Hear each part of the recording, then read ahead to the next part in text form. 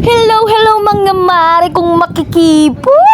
Ako si Joanne, 25 years old, taga Jose Panganiban.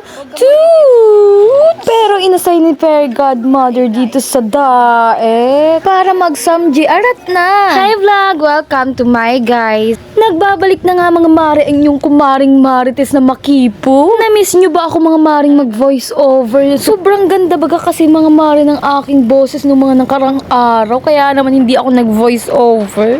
Eto na nga mga mare at papunta na nga kami mga mare sa Alawihaw para naman may susunduin kami. Taga doon nga mga mare yung isa kong kaibigan na masyarap daw siya. Bilang mabuting kaibigan nga mga mare at siyang nag-voice over nung mga nakaraang araw.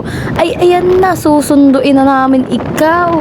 Ay, ang syalan nga, important person yarn. Dahil nga mga mari maligo pa lang daw yan siya, ay ito na muna kami sa Central Plaza para umihi. Sasabog na kasi mga mari ang pantog ng kumarites nyo.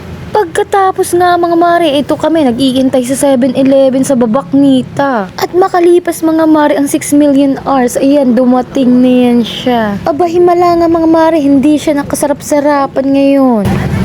Himala, di ka nagsarap-sarapan. Makain tayo.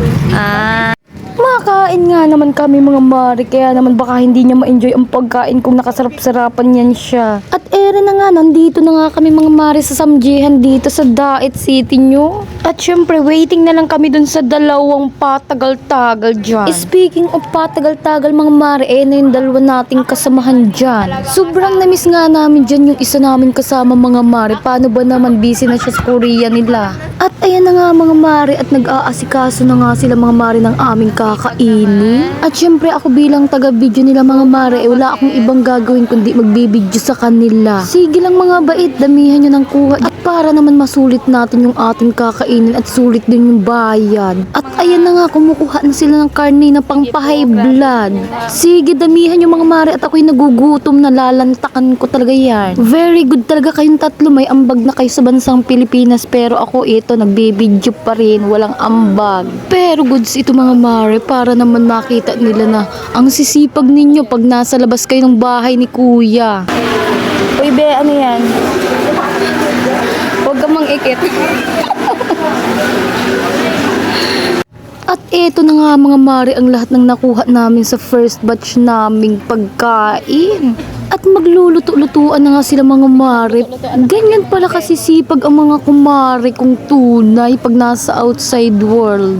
Sana ganyan din kayo mga bait pag nagpasok ulit tayo sa bahay ni kuya. Share ko nga lang mga mare, hindi ko rin baga po alam kung bakit ako napapunta dito sa group of friends na to.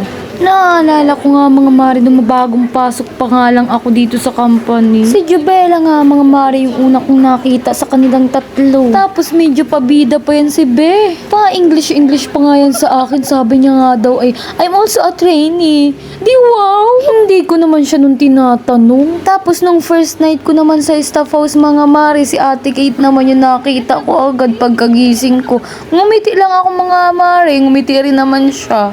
Basta tahimik lang yan si Ate Kate mga mare, hindi kami masyadong nag-iimikan niya. Tapos mga mare, ang hindi ko talaga inaasahang magiging close ko ay si Tin. Paano baga naman mga mare, natatakot ako sa kanyang makipag-usap at parang ang sungit-sungit niya. Tapos parang istrikto mga mare na parang pag nagkamali ka ay papaluin talaga ang iyong kamay. Mga ilang buwan ko nga yan mga mare bago naging close si Tin. Si Tin talaga sana mga mare ang magtuturo sa akin sa sales. Kaso pabida-bida talaga ito si Jubela, kaya sila na ni Ate J ang nagturo sa akin. Sobrang nagpapasalamat nga ako mga mare dahil may mga naging kaibigan ako dito sa trabaho.